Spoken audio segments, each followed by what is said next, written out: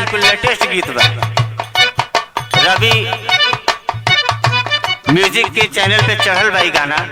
एगो पत्नी अपने पिया परदेसी के पास नया साल में घरे बुलावतिया। कैसे? कबले रहबा पिया सुना नैनीताल में, आहा आहा कबले रहबा सुना पिया नैनीताल में, कबले रहबा सुना पिया नैनीताल में।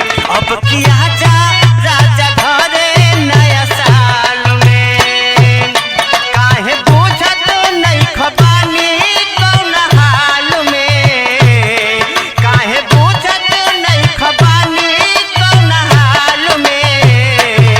अब किया जा राजा घरे नया साल में, अब किया जा राजा घरे नया साल में।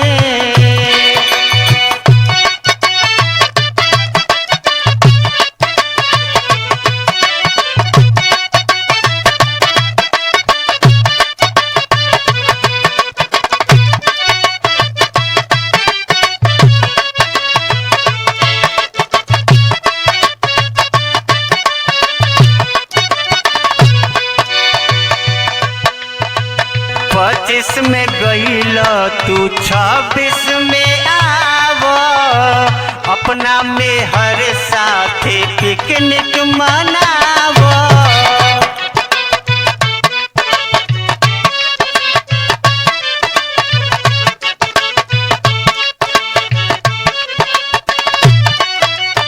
अब 25 में गईल तू 26 में आव, अपना में हर साथे पिकनिक मनाव।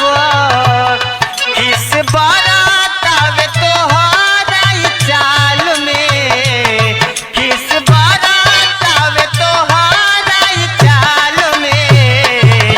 अब किया जा राजा घरे नया साल में, काहे बुझत नहीं खबानी कौन हाल में।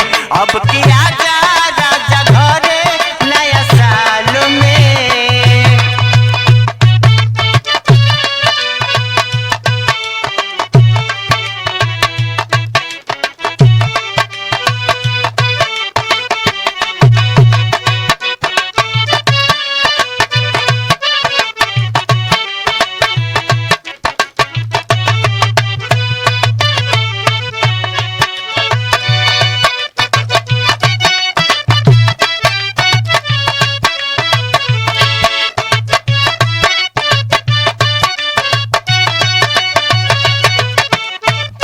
बहरा में पिए लो सचिन तू तबियार, तोहरा बिन तरसेला तोहर ई मेहर।